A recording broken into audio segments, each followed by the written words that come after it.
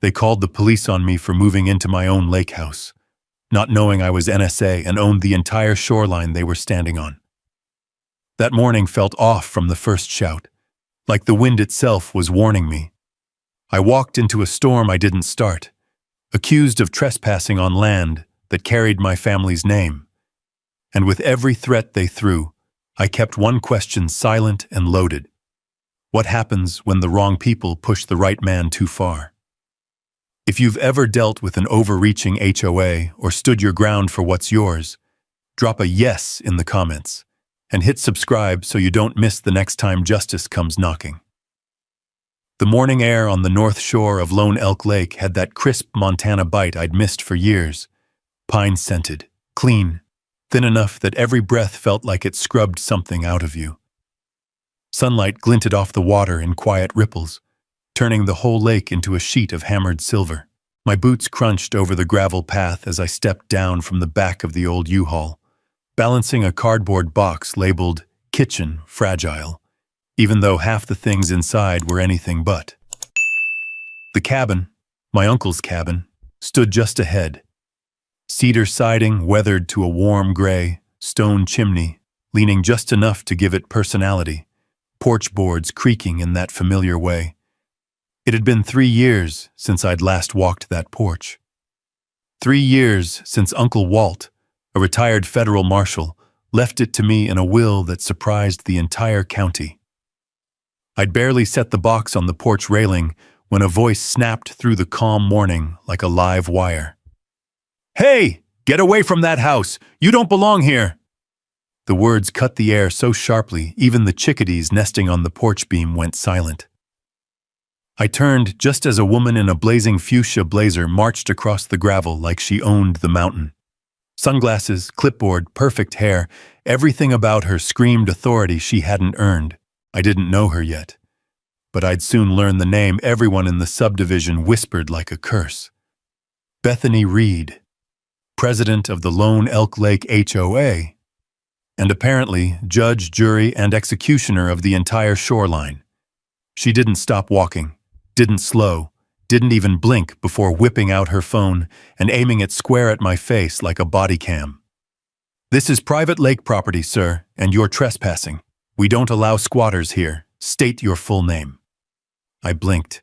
"Morning to you too. My name's Remy—" "That's enough," she snapped, talking into her phone. "Dispatch, this is HOA President Reed. I've got a male suspect attempting to occupy the Whitlock Lake House. Yes, I'm filming. He appears aggressive." Aggressive? That was a new one. I hadn't even raised an eyebrow. I leaned a hip against the porch rail, letting her tirade wash over me.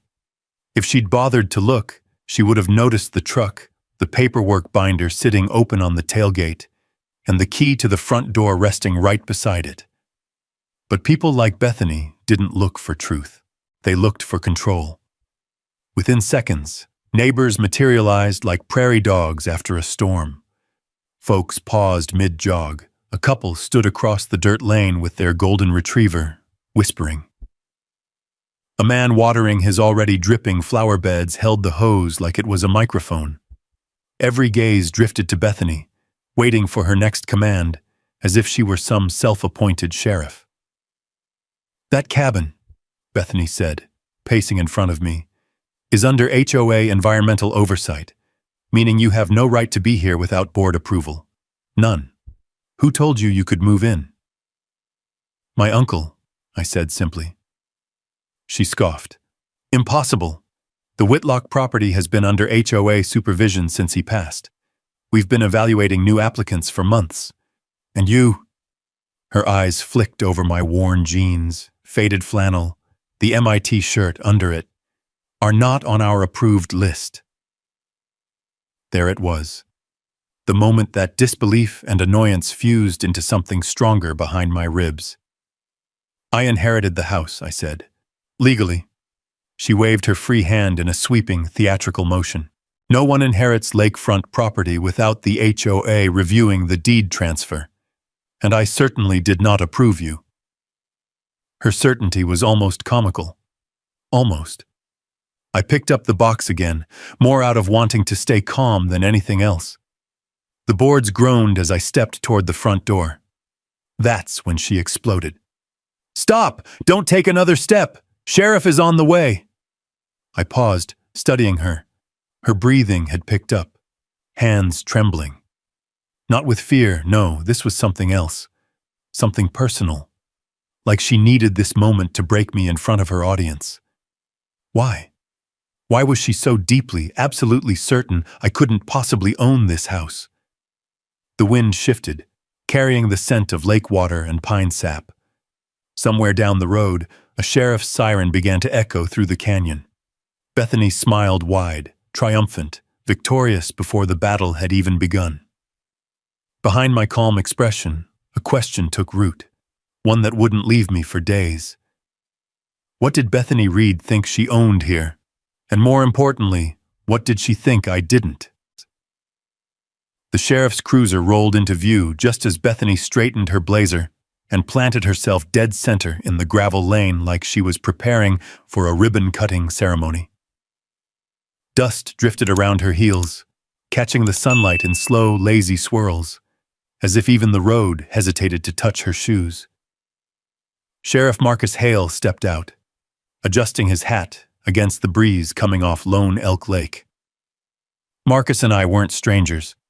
Growing up, you couldn't throw a rock in this county without it bouncing off someone you'd gone to school with. He wasn't a close friend, but he wasn't an enemy either. Just a good man who'd been dealing with too many HOA calls for too many years. Bethany waved him over like she was signaling a taxi.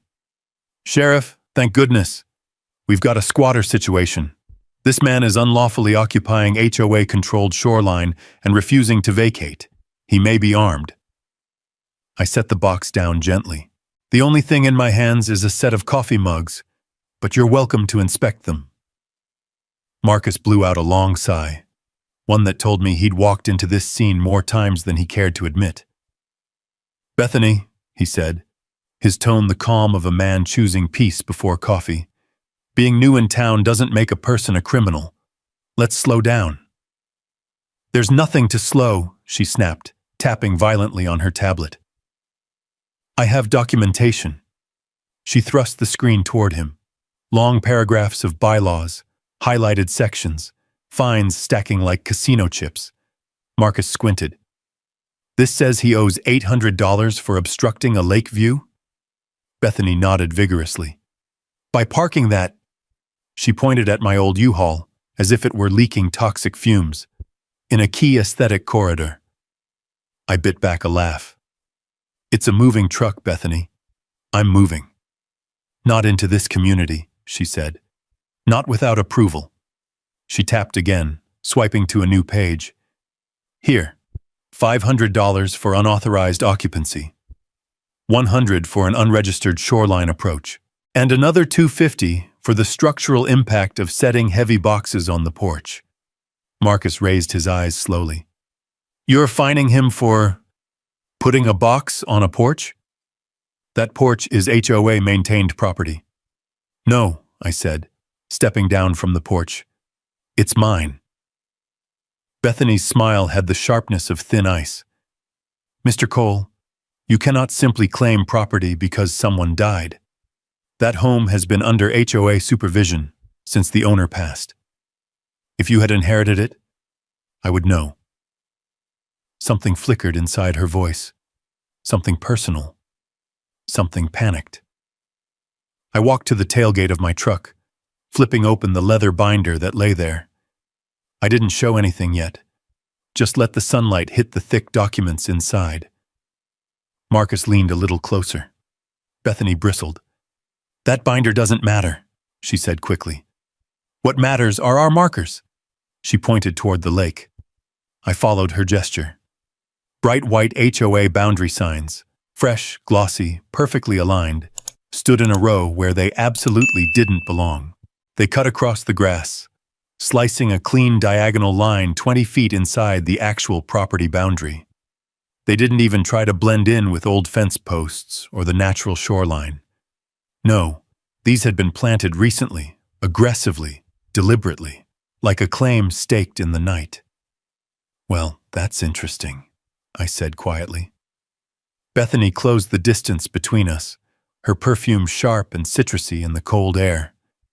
Those markers were placed by licensed land surveyors contracted through the HOA. They reflect updated shoreline jurisdiction. Marcus scratched his chin. Funny. I don't recall signing off on that. You weren't required, she said. This is HOA land management protocol.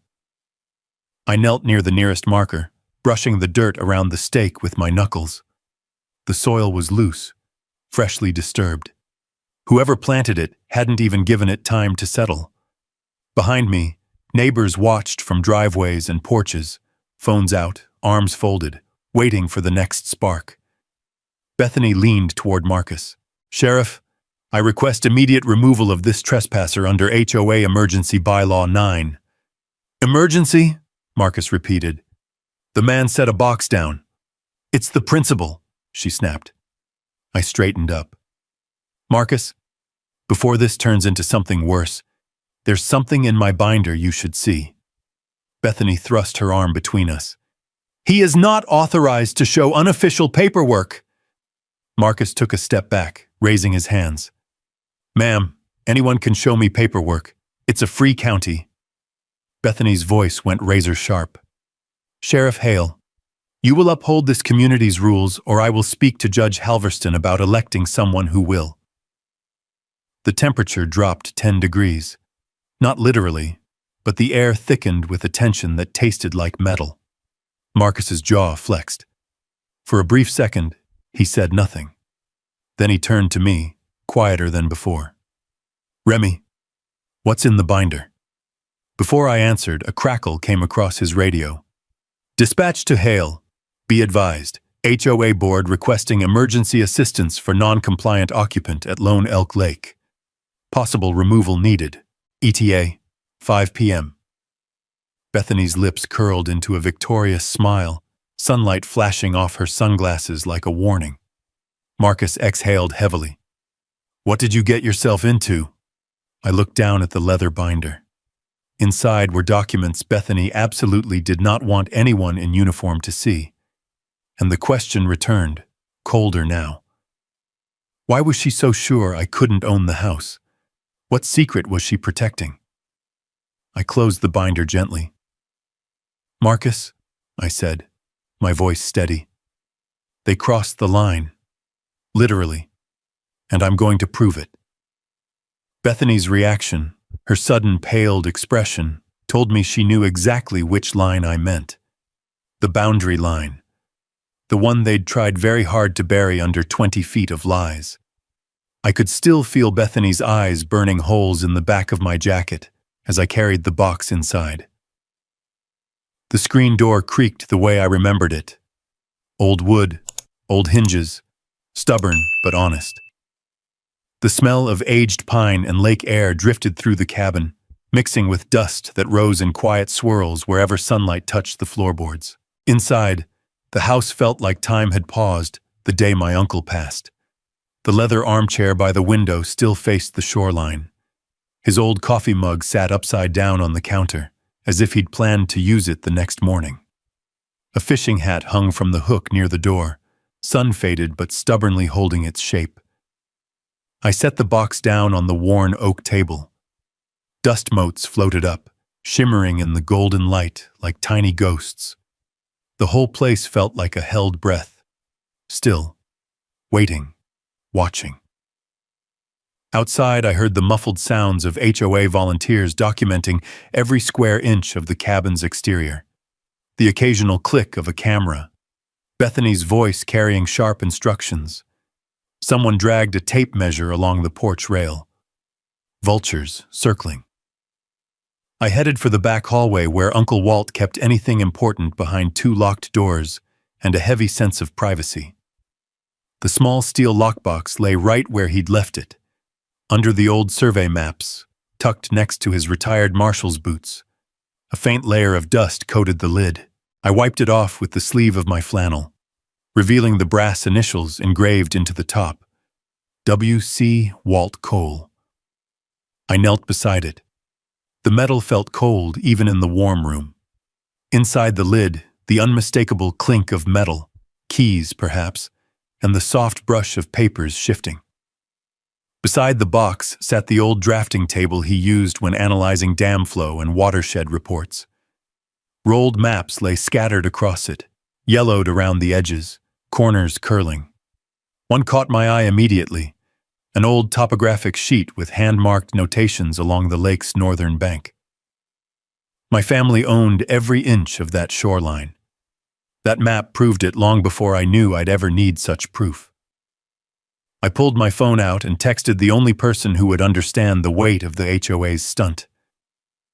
"They crossed the property line," I typed, then added, "Need your eyes on this, ASAP."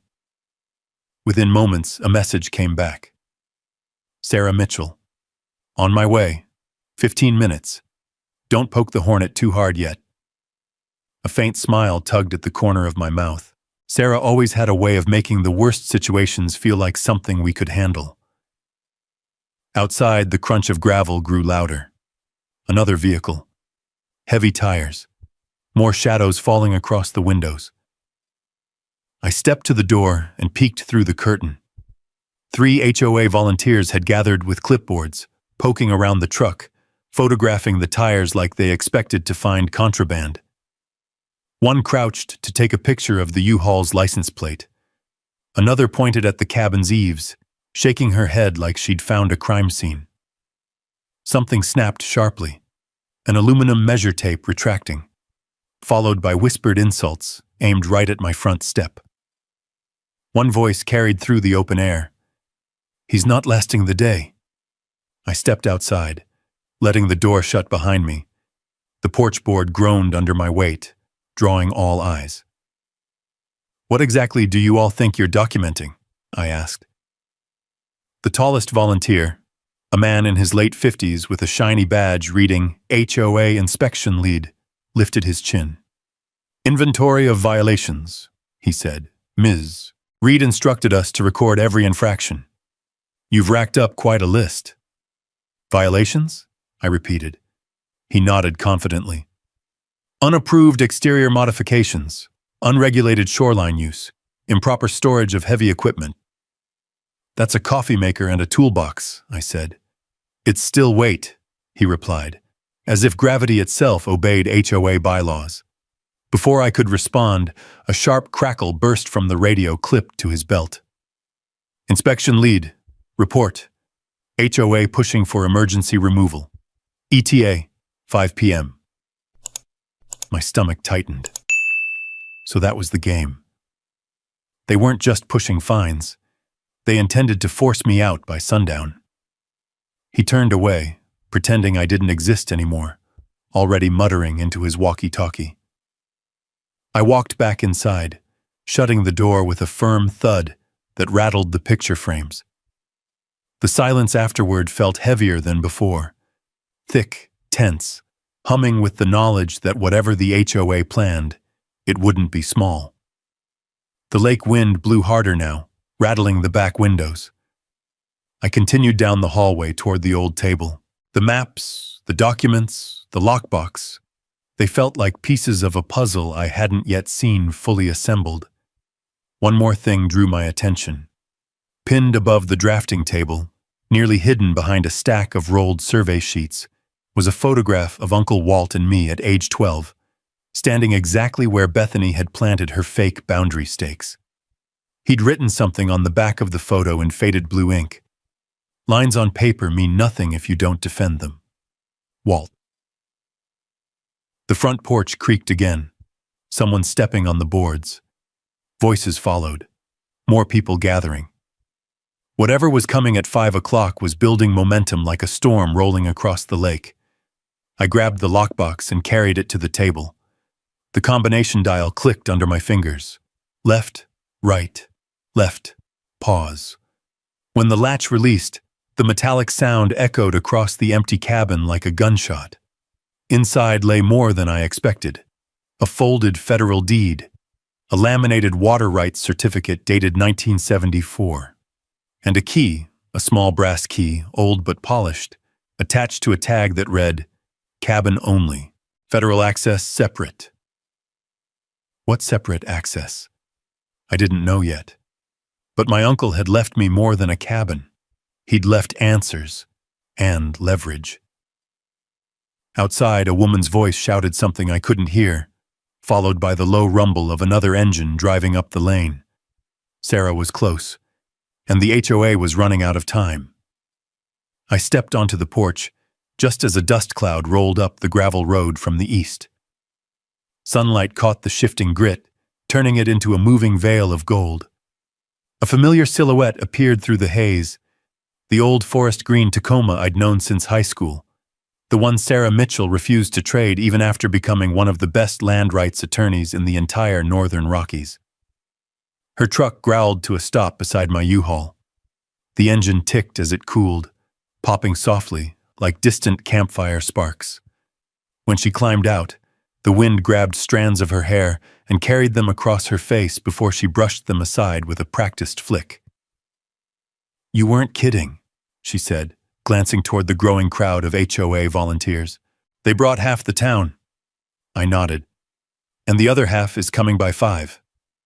Sarah opened the back door of her truck, reached in, and pulled out a long, thick survey tube, old, metal, dented from years of field work.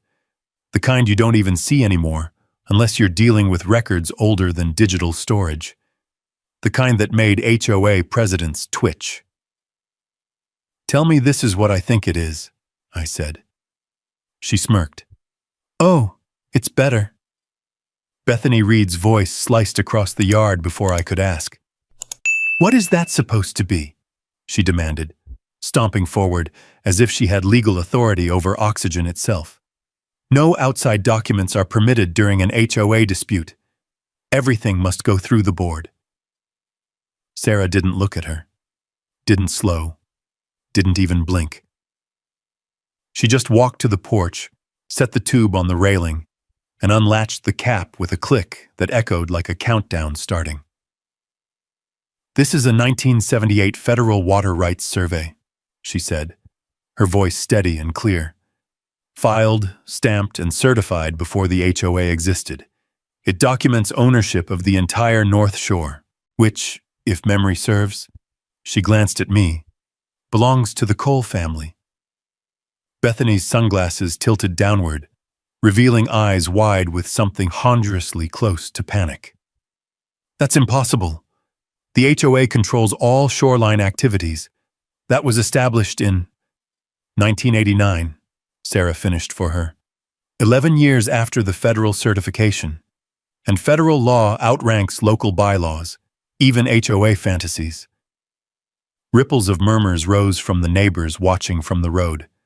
Some stepped closer. Others whispered.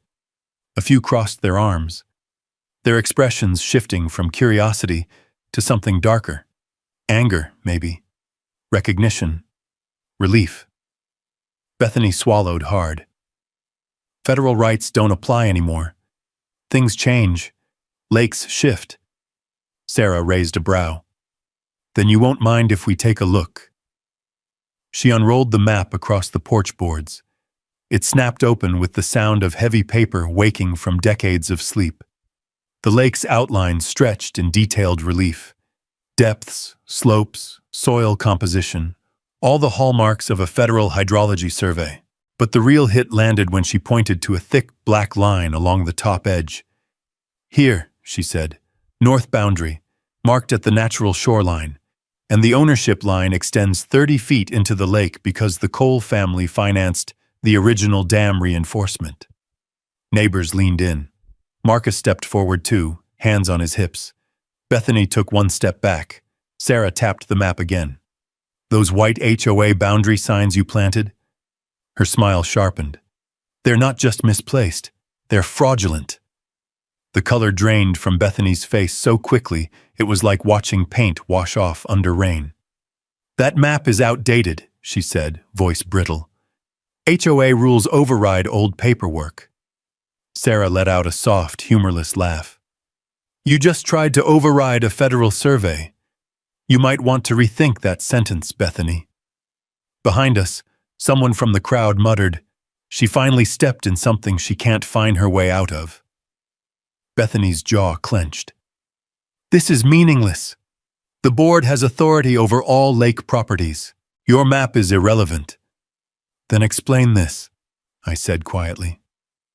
I reached into the binder and pulled out a single page. Just one, but thick, embossed, stamped 3 times over.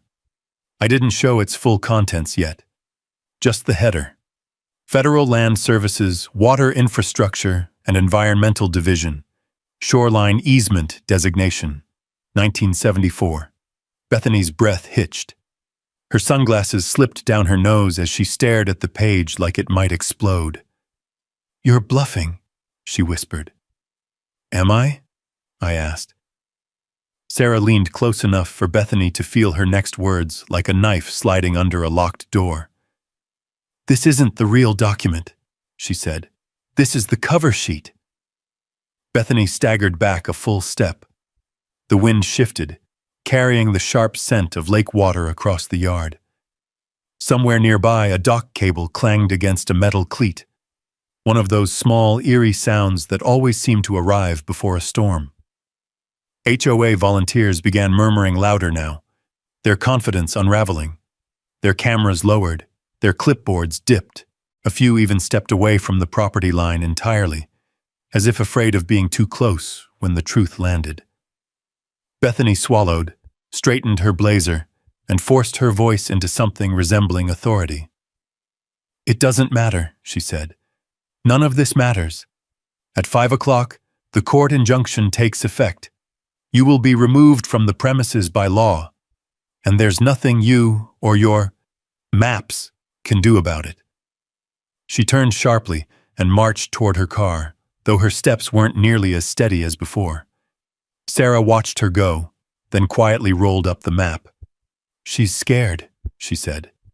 She should be, I replied. Sarah slid the survey tube into my hands. But don't show the real document yet. Wait. Until when? I asked. The wind died for a moment. The lake went eerily still. Until their entire army is standing right here, she said softly. Until the moment they think they've won. I glanced at the clock mounted on the porch wall. 4:12 p.m. The HOA had 48 minutes left, and they had no idea how deep they'd buried themselves. The quiet that followed Sarah's warning stretched across the property like a taut rope, thin, trembling, ready to snap. The breeze died down until the lake surface reflected the sky perfectly, turning Lone Elk Lake into a giant blue mirror. Even the birds seemed to sense what was coming. At 4:22 p.m., the first vehicle rolled in. A white SUV with Lone Elk Lake Patrol HOA contracted stenciled on the doors pulled up slowly, like it wanted to make an entrance. The driver stepped out, thick-necked, buzz-cut, vest with too many pockets for a man who wasn't law enforcement. He scanned the yard with the stiff posture of someone pretending to be official. Then 2 more vehicles followed. Then 3. By 4:30, a half-circle of HOA board members, volunteers, and hired patrol officers surrounded the front of my cabin, like they expected me to start a riot with my toolbox and one sad cardboard box labeled kitchen.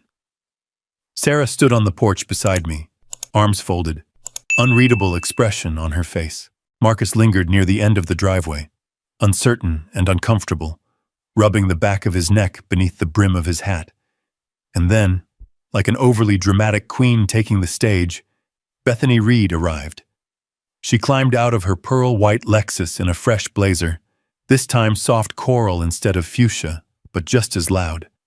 Her heels clicked on the gravel with sharp staccato beats, each step announcing she believed she owned the ground beneath her. She positioned herself dead center in front of the assembled crowd and raised her voice so everyone, and I mean everyone, could hear. Residents, thank you for responding to this emergency enforcement action. The HOA board has determined that this man, she pointed at me like accusing a thief in an old western, is illegally occupying the Whitlock property and threatening the integrity of our lakeside community. Gasps rippled through the onlookers. Someone whispered, "Threatening how?" Another muttered, "We don't even know this guy."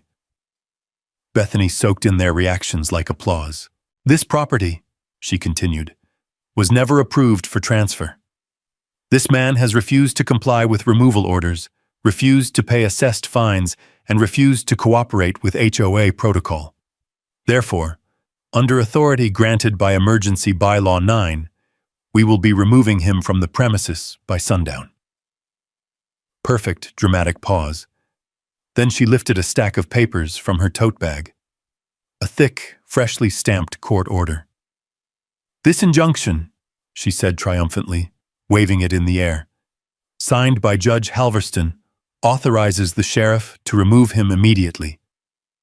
Marcus stepped forward, posture stiff.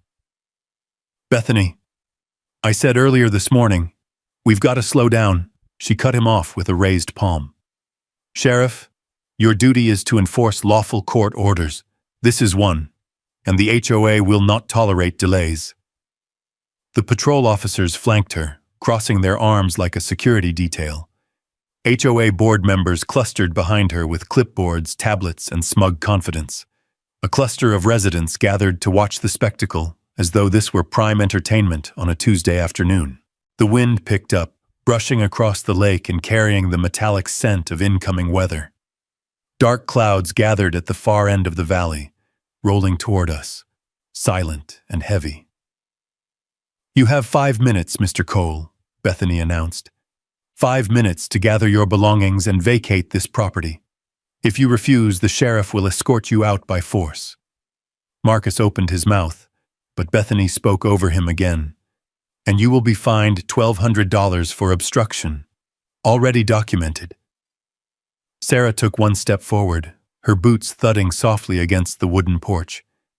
Bethany, she said calmly, don't do this. Bethany sneered. Oh, is this your attorney? Cute. She can watch you leave. Sarah didn't blink. You're about to make a serious mistake, one that won't end the way you think. Bethany laughed, sharp, high, brittle. Sweetheart, I've run this HOA for 12 years. I haven't made a mistake yet. I nearly laughed at that. Nearly. Instead, I walked down the steps slowly and approached Marcus. He looked like a man caught between duty and a nightmare he never signed up for. Remy, he said quietly, I have to follow a judge's order unless you've got something that can override it. I can stall a little, but I can't stop this. I glanced at the sky, the clouds sweeping closer, then at my watch. 4:52. Just hold the line a little longer, I murmured. It doesn't have to go down their way. Marcus frowned. What are you planning? Before I could answer, Bethany strutted forward, her coral blazer blazing against the gray backdrop like a flare in the wilderness. Sheriff Hale, she snapped, begin the removal. Marcus stiffened but didn't move. It's not 5 yet. It's close enough. She jabbed a manicured finger toward me. Do your job. The HOA patrol guys stepped up beside her, clearly itching to escalate. One reached for a roll of zip ties on his belt. Another cracked his knuckles. Sarah's voice cut the tension like a blade. Everyone stop! She stepped off the porch and approached Bethany with a lawyer's calm confidence and a predator's timing. You're trying to force a resident out based on fraudulent boundary stakes, invalid fines, and a manipulated injunction. That's not enforcement. That's abuse of authority. Bethany snarled. You don't know what you're talking about. A faint rumble of thunder rolled across the lake. Sarah's eyes didn't leave Bethany's. And here's the part you're really not going to like. She checked her phone, then looked toward the road, then smiled. Right on time. Engines, multiple, echoed in the distance. Deep, powerful, unmistakably government-issued. The HOA's army stiffened, neck muscles tightened, clipboards lowered. Even Bethany stopped mid-smirk. Marcus turned toward the sound, confusion etched across his face. Who the hell is that? I walked back toward the cabin, placed my binder on the railing where every set of eyes could see it, and said quietly, "That is the reason I told you not to pull the trigger early." Bethany's face blanched as black SUVs crested the hill, dust clouds trailing like banners behind them. She wanted a show of force. She was about to get one, but not the one she planned. The low growl of engines rolled down the gravel road, deeper and heavier than anything the HOA could afford to hire. Bethany's lake patrol stiffened like toy soldiers suddenly realizing real troops were coming. A few residents stepped back from the property line. Even the wind paused, holding its breath with the rest of us. I didn't move. I just watched the black shapes crest the hill. 3 SUVs, shiny government issue, rolling in a tight formation that spoke of training, not intimidation. What agency is that?" someone whispered. I don't know," another murmured. Bethany planted her heels and tried to swallow the panic rising in her throat. "Everyone stay calm. They're probably here to support the injunction." Her voice squeaked on the last word. Sarah glanced at her phone again, subtle but deliberate, then leaned closer to me. "This is your window," she murmured. I nodded and stepped back toward the cabin. The wood beneath my boots groaned under the shifting tension of the moment. Every eye followed me as I picked up the last moving box sitting near the door. Its faded black marker read, "Kitchen Supplies." But the weight was wrong for cookware. The metal inside clinked softly, thin, precise, unmistakably engineered. I set it on the porch table, undid the tape, and lifted the lid. No mugs, no utensils. Just a compact NSA-grade evidence recorder nestled in foam, its smooth black casing catching a sliver of light. Beside it lay a worn leather wallet. Not just any wallet, my badge holder. The one I never intended to reveal today. I didn't take it out. Not yet. The timing mattered. Bethany marched toward the porch, pointing at the vehicles now slowing to a stop at the base of the gravel path. "Sheriff, those vehicles cannot enter HOA-controlled territory without permission." Marcus gave her a long look. "Bethany, everything past this mailbox is county land. Always has been." "That is HOA land," she snapped. "We oversee all access routes." "No," he replied calmly. "You oversee fountains, fences, and who paints their shutters the wrong shade of beige. You don't control public easements." For the first time, her confidence wavered. The lead SUV's door opened. A woman stepped out, efficient, precise, hair pulled back in a tight bun. Black windbreaker. Gold badge on the belt. Federal Land Services, Shoreline Division. Behind her came 2 U.S. Marshals, and behind them, 2 more agents I recognized instantly. One nodded at me. "Afternoon, Cole." "Afternoon," I replied. Bethany froze. You know them?" That was the moment the storm winds shifted. I could feel it. The world seemed quieter somehow, heavier, like the entire lake leaned in. Sarah stepped off the porch, meeting the lead agent halfway down the path. She handed him a sealed envelope, the one she'd hinted at earlier. "This contains the requested materials," she said, "including the certified water rights validation and the 2 boundary assessments. Both confirm the HOA is operating outside legal jurisdiction." Bethany's jaw dropped. "You gave them illegal documents?" "They're not illegal," Sarah said. "Just inconvenient." The agent opened the envelope, skimmed the first page, and his eyebrows lifted. He turned to Bethany. "Ma'am, is your name Bethany Reed?" "Yes," she said, lifting her chin high again. "And I expect an apology for this disruption." He cut her off. "You are hereby ordered to cease all enforcement actions on this property until a federal review is completed." The color drained from her face. "No," she whispered. No, you can't do that. We have a court order. The agent nodded politely. You have a county-level order, and it is superseded by federal shoreline protections under Title 43. The HOA's patrol officers exchanged nervous looks. One quietly removed his sunglasses. Another stuffed his badge into his pocket. Marcus exhaled in audible relief. Bethany whirled toward him. Sheriff Hale, arrest them! Arrest him! Do something! Marcus looked at me instead. Not angry, not confused, just tired. Remy, he said softly, what exactly is going on? I stepped forward, letting the porch groan under my weight. The box labeled kitchen supplies sat behind me like a secret waiting for the right second. I rested my hand on it. Marcus, I said quietly, I need you to stay neutral. Everything's about to make sense. He studied my face, really looked at me, then nodded. All right, I'll trust you. Bethany exploded. Neutral?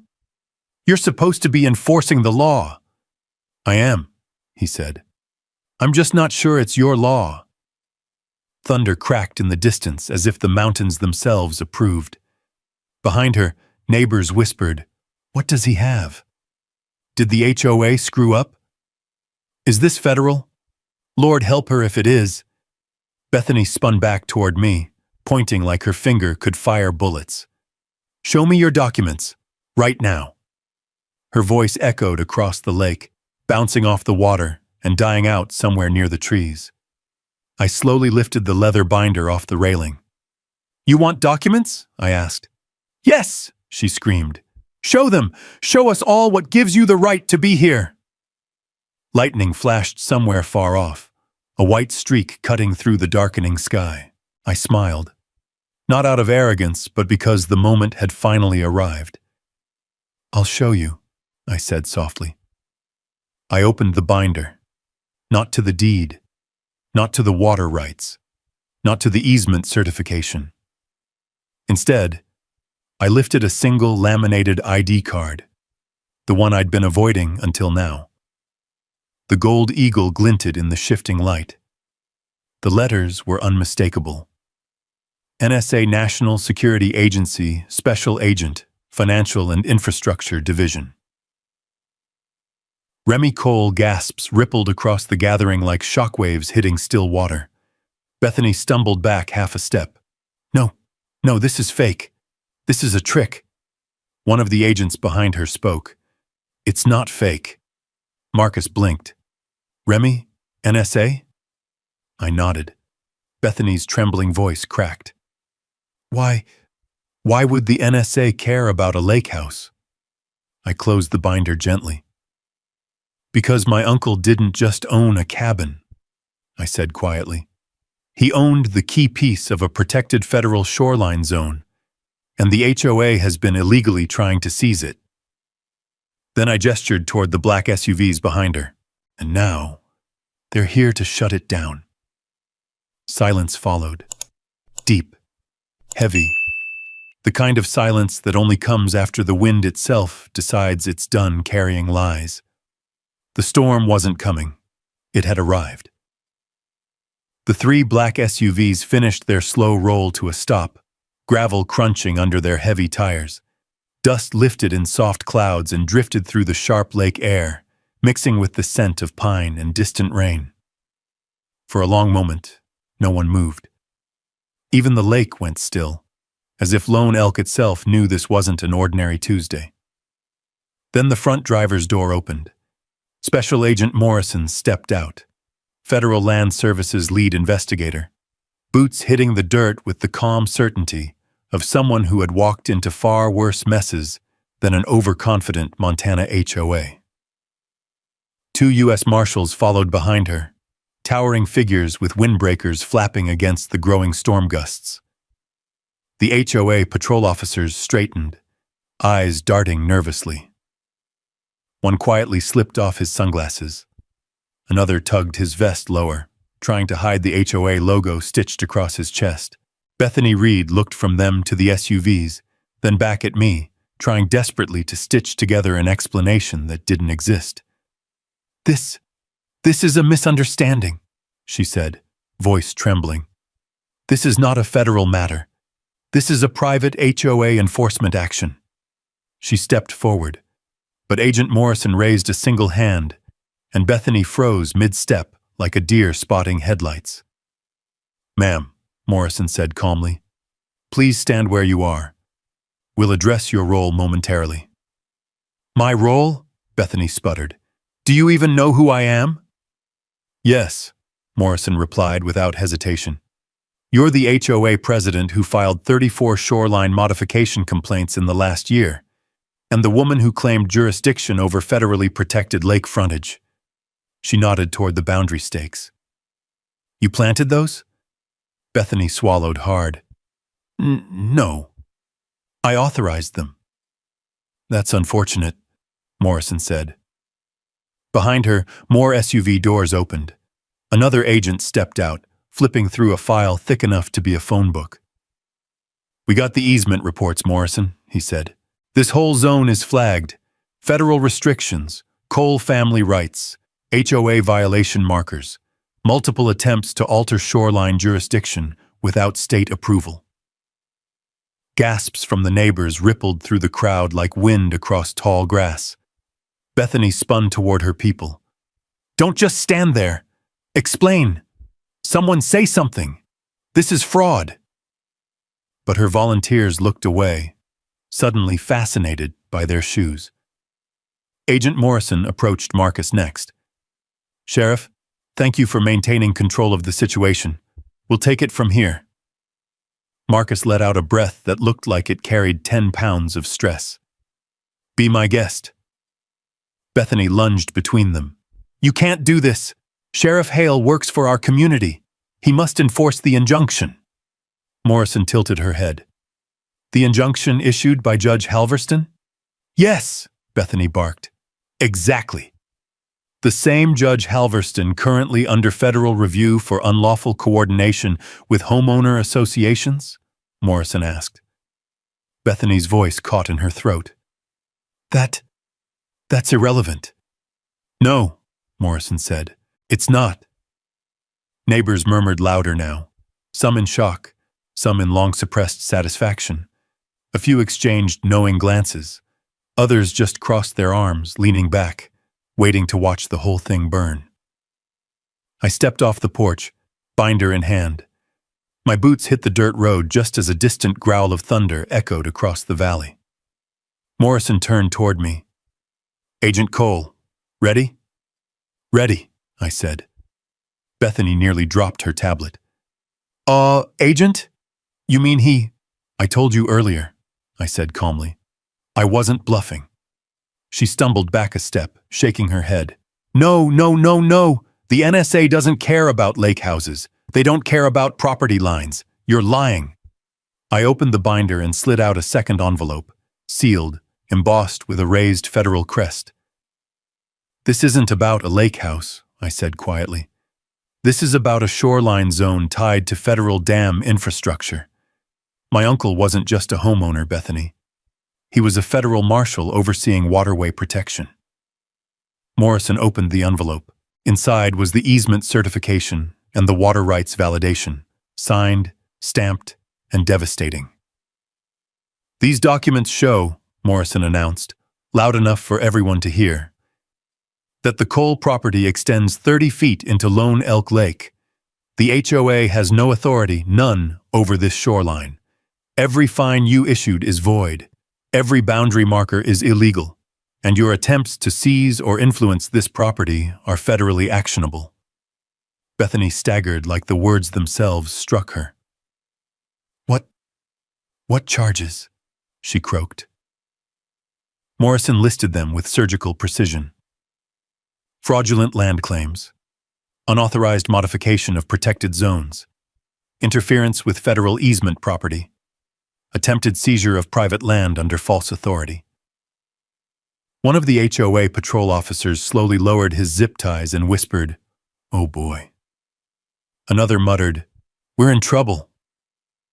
The neighbors stood transfixed. A dog barked in the distance. The wind cut across the road, carrying the cool scent of rain and pine. Bethany's voice cracked. "You have no right! This is HOA territory." Morrison leaned forward. "Ma'am, this isn't your lake. It never was." Behind her, one of the marshals spoke into a radio. "Be advised, we're on scene. Begin stage 2. Sarah moved up beside me. "They're asking for Bethany," she murmured. Sure enough, the second marshal stepped toward the crowd and asked, "Where is HOA President Bethany Reed?"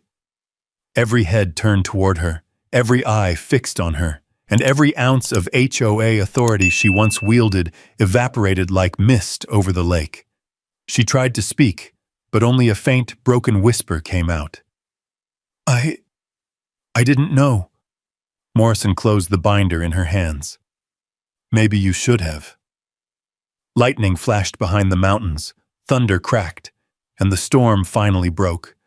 Rain began as a thin mist, so soft it barely touched the ground, before building into steady drops that pinged off metal, rattled the pine needles overhead, and darkened the dust beneath everyone's boots. Residents pulled their jackets tighter. HOA volunteers covered their clipboards. Even the so-called Lake Patrol backed a few feet away, suddenly less sure of the legitimacy of their uniforms. But the federal agents didn't move.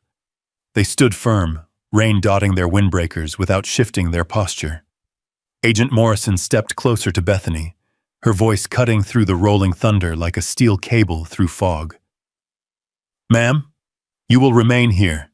You are under federal investigation for attempted land seizure." "Land seizure," Bethany croaked. No, that can't be right. I was protecting community assets." "By altering boundaries without permits?" Morrison asked. "By issuing fraudulent fines? By interfering with a federally protected easement?" Bethany opened her mouth, then closed it. Her jaw trembled. Rain streaked down her coral blazer, leaving dark lines that looked like the fabric itself was cracking under pressure. One of the marshals stepped up beside her. "Ma'am, turn around." Her eyes widened. "No, wait. This isn't necessary. I didn't mean—" Another HOA board member, Jake Mercer, the self-appointed development consultant with a perfectly manicured beard and an ego taller than the pines, jumped forward. "Hold on, you can't do this. Bethany had full authority from the HOA. We're a legally recognized organization." Morrison didn't even look at him. "And you are?" Jake puffed out his chest like a peacock drenched in rain. "Jake Mercer, senior board advisor. I manage shoreline development proposals." "Ah," Morrison said, turning toward him with a cold smile. "The one who pushed for new boat slips on protected water?" Jake blinked. "That project was community approved." "No," Sarah said from behind me. "It was developer approved. By you.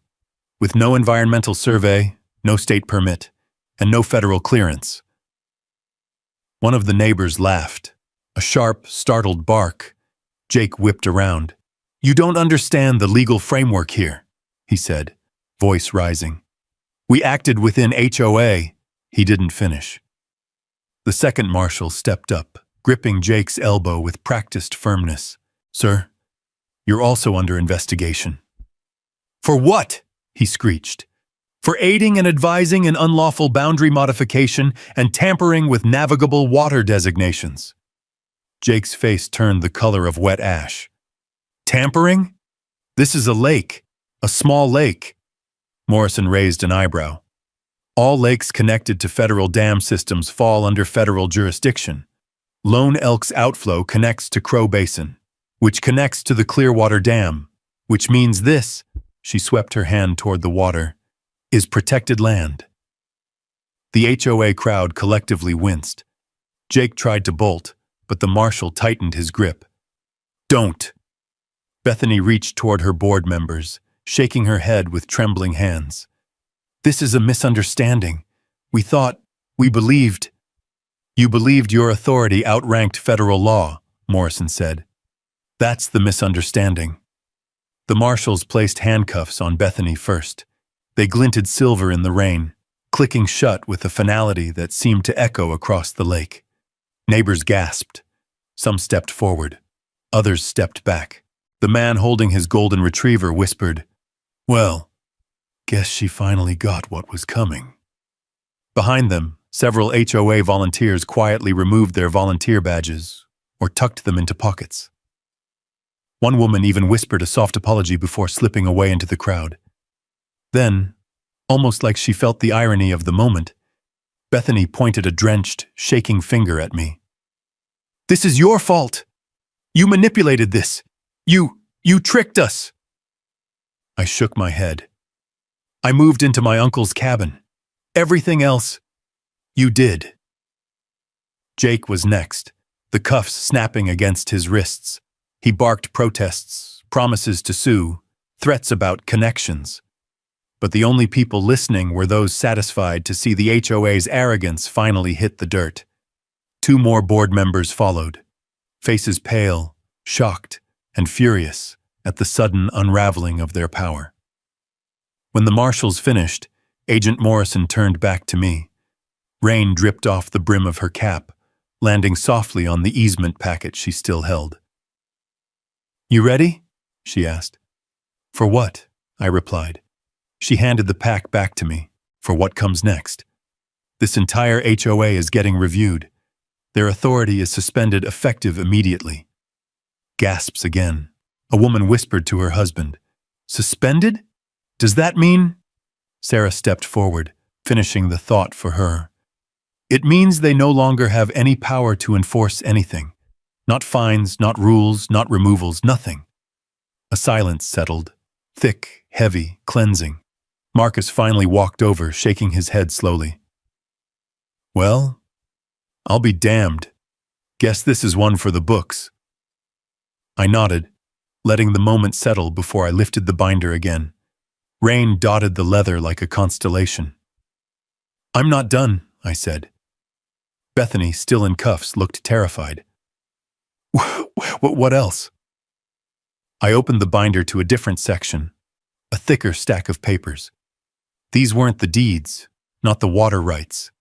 These were field reports, financial irregularities, unauthorized fund movements, the kind of documents that made accountants sweat. "This," I said, "is the part you didn't expect." Morrison nodded, understanding instantly. "Agent Cole," she said, "go ahead." I looked directly at Bethany. "I'm NSA Financial Division, and your HOA funds triggered a federal audit." Lightning flashed behind me. Thunder followed, and the truth landed harder than any storm. Bethany crumbled. "No, please. No." Jake's knees almost buckled. And the neighbors? Some covered their mouths. Some looked stunned. But many looked relieved. Because the lake didn't belong to the HOA, and now everyone knew it. The rain softened into a steady patter, tapping on porch railings, dripping from the evergreen branches, and darkening the dirt underfoot. The whole valley felt quieter, like the storm itself was waiting for what would happen next. Even the wind seemed to pause, hovering just above the lake's glassy surface. Agent Morrison stepped back to give me room, and the marshals, now standing with 3 cuffed HOA board members, watched in silence. The crowd tightened into a loose horseshoe shape around the porch, their faces equal parts curiosity, shock, and vindication. If there was ever a moment to end this cleanly, professionally, and undeniably, it was now. I set the binder on the porch railing, letting the leather settle under the weight of what was inside. Rain droplets scattered across the surface, rolling like beads of mercury. The wood beneath me creaked slightly as I opened the binder to the thick center section. "This," I announced, pulling out an aged but impeccably preserved document, "is the original federal deed issued to the Cole family in 1974. A hush swept through the crowd. Someone whispered, "That's older than the subdivision." I unfolded the document carefully. The seal, gold, embossed, unmistakably authentic, caught a flash of lightning in the distance, shimmering like a warning. The deed, I continued, contains 3 critical clauses. I held up one finger. First, it grants full ownership of the North Shoreline to my uncle, Walter Cole. Permanent, non-transferable without family succession. Meaning I inherited it. Meaning I own it. Bethany whimpered. The rain on her coral blazer clung like a second skin. I raised a second finger. Second, it includes exclusive water access rights tied to the federal dam system. That gives the Cole family priority status over any lake management authority, including state and local organizations. Jake's jaw fell open. Priority over the HOA? Sarah didn't bother hiding her smile. Over everyone. I lifted a third finger. And third, this is the part the HOA really didn't want to know. I tapped the lower half of the page where a small map was printed. The deed identifies protected zones extending 30 feet into the lake, making the entire HOA dock, clubhouse deck, and boat ramp easement violations. Gasps erupted. Several residents turned to look toward the water where the HOA dock jutted proudly into the lake, now revealed to be sitting right on top of federal land. One man muttered, "You gotta be kidding me." Another whispered, "They charged me $600 just to tie up my canoe there." Agent Morrison took the deed from me and held it up for the marshals to examine. Rain spattered the paper, but the laminate protector held firm. Morrison turned to the crowd. For clarity, the HOA has been operating facilities on protected federal shoreline without permits. Their authority is suspended effective immediately, pending further review. All fines issued under these false boundaries are null and void. The reaction was instant. What? They fined me $500 for a kayak shed. They towed my pontoon last year for blocked access, which wasn't even theirs. Oh, they're done. They're so done. Residents murmured their fury, but underlying that anger was something else. Relief. A release of pressure that had been building for years. Bethany shook her head violently. No, that's impossible. You can't just... She turned to Marcus, grasping for familiar authority. Sheriff, tell them. The HOA has rights. We're recognized by the county. Marcus removed his hat and wiped rain from his forehead. Bethany, you crossed federal lines. This is out of my hands. Jake, still cuffed, tried one last defiant stand. You can't prove intent. You can't prove we knowingly violated boundaries. Sarah stepped forward and handed Agent Morrison a second folder, one I hadn't even peeked inside yet. What's that? Bethany whispered. Morrison opened it. Her eyebrow rose with quiet satisfaction. These, she said, are drone photos of your contractor, hired by Mr. Mercer, moving boundary markers into private property, time-stamped, geotagged, documented. Jake recoiled like he'd been slapped. You hacked us. I didn't hack anything, Sarah replied coolly. Your contractor live-streamed the whole thing on his business page.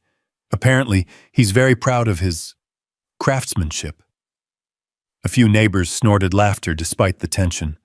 Agent Morrison gave a small nod to the marshals. Proceed with charges. As the marshals read the official statements, fraud, unlawful modification, tampering with federal boundaries, attempted seizure of protected land, the storm broke again. Hard rain hammered the ground like a drumline, echoing off cabin walls and gravel. I stood quietly, watching Bethany's posture collapse as reality consumed her. The power she'd wielded over this community, at HOA meetings, on front porches, through fines and threats, evaporated like mist. She looked at me with eyes full of fear, anger, and disbelief. Why are you doing this to me? I shook my head gently. I'm not doing anything to you. I'm just protecting what my family has stewarded for half a century. You're the one who went after us. Her knees buckled for a moment before the marshal steadied her. Agent Morrison stepped toward me again, handing back the deed. Agent Cole, with the HOA suspended, the lake's jurisdiction defaults to the federal easement holder. She paused. That's you. A murmur spread. All shoreline regulations will run through you, Morrison said. Any resident claims, project proposals, or access disputes will be reviewed by you and your appointed representative. Sarah elbowed me lightly. You ever wanted to be a lake boss? I chuckled softly. Not really, but I'll take being a good neighbor. Agent Morrison nodded approvingly. We'll finalize the paperwork. Anything else you'd like to address before we clear out? I glanced at Marcus, the sheriff who had stood caught between two worlds all afternoon. Yeah, I said. Just one thing. Marcus stepped closer. What's that? I looked toward the lake, toward the dock, toward the rain hitting the water in perfect ripples. What do you think I should do with the lake now? Marcus smiled, a slow, knowing smile that carried 20 years of Montana common sense. Do what your uncle did, he said. Take care of it.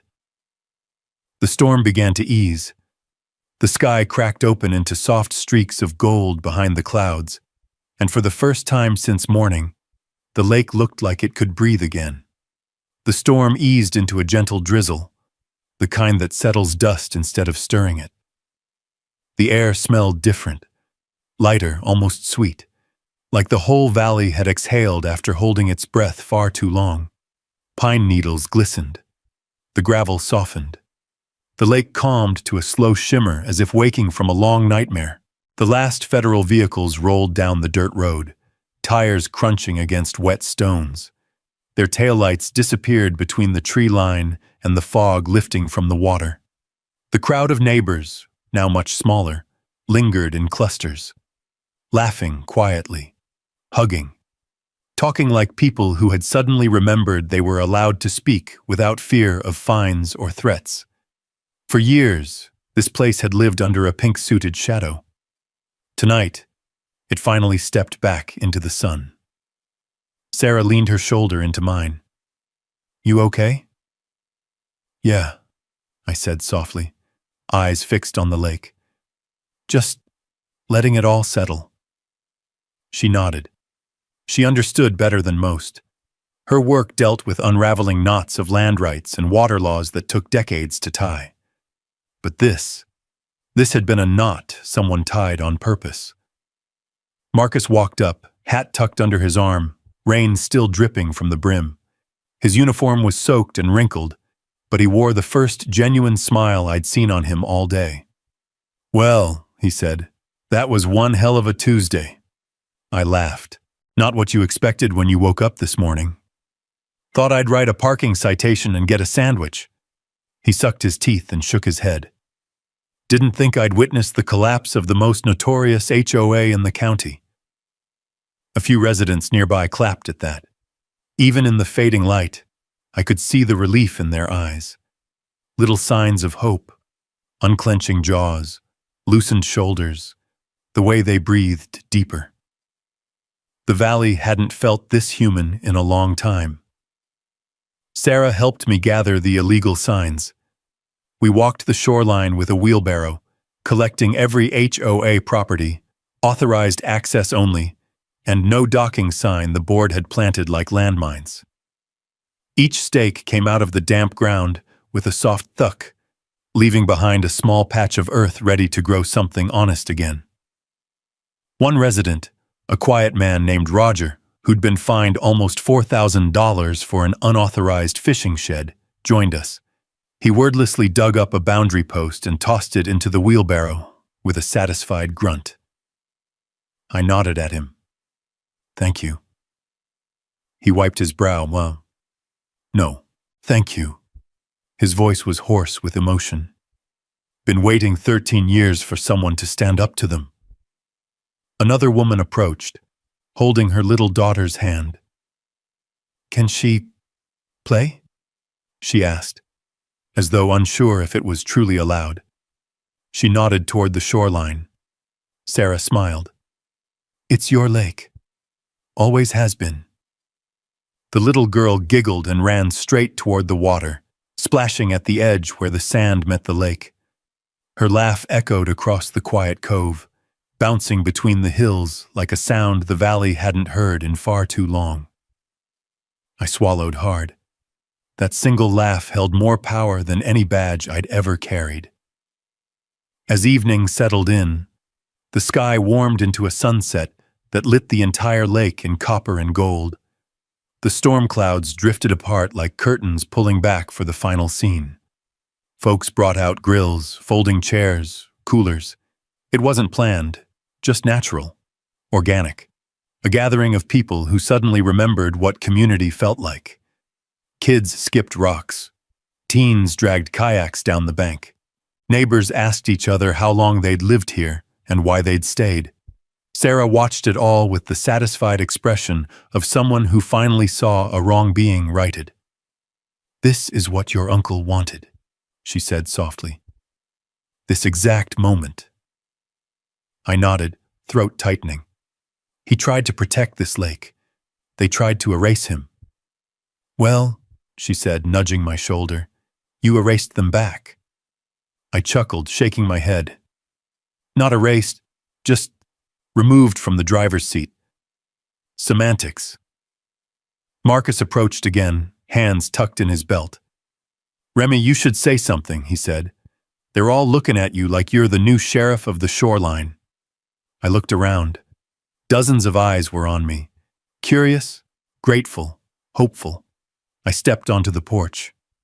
The boards were damp beneath my boots. The breeze carried the smell of firewood and lake water. And for the first time all day, I let myself speak openly. "This lake never needed their rules," I said. My voice carried across the yard, steady against the gentle hush of water against the bank. Never needed their fines, their threats, their fear. People quieted. Even the kids paused mid-skip. All it ever needed, I continued, was the truth and people who care about it. A few nods rippled through the crowd. My uncle cared. Many of you did too. Today, we got it back. A soft cheer rose, pure, warm, unforced. I raised the deed slightly, not as a weapon, but a promise. "We're not rebuilding the HOA," I added. "We're rebuilding the community, together." Louder cheers this time. Relief, hope, the good kind.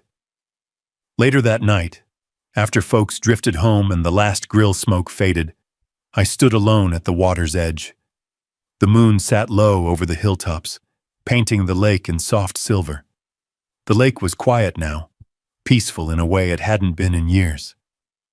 Sarah joined me, wrapping her arms around herself against the cool breeze. "You did good today," she whispered. "We did good," I corrected. "All of us." She leaned her head against my shoulder. "So, lake boss?" I laughed gently. "Let's not call it that." "Well, whatever we call you, just make sure there's room for Saturday barbecues." "There's room," I said softly. "Plenty of it." The wind pushed a slow ripple across the lake, like a sigh of contentment. And as I stood there, boots in damp sand, breeze carrying pine and water, moonlight stretching across the calm surface, I finally felt the weight of the day lift from my chest. The lake was free. The people were free. And somewhere in the quiet of the mountains, I hoped my uncle knew. We finished what he started, and we made this place a home again. If you've ever stood your ground against unfairness, drop a justice in the comments so folks know they're not alone. And if stories about dignity, land, and doing what's right speak to you, hit subscribe so you're here for the next fight and the next win.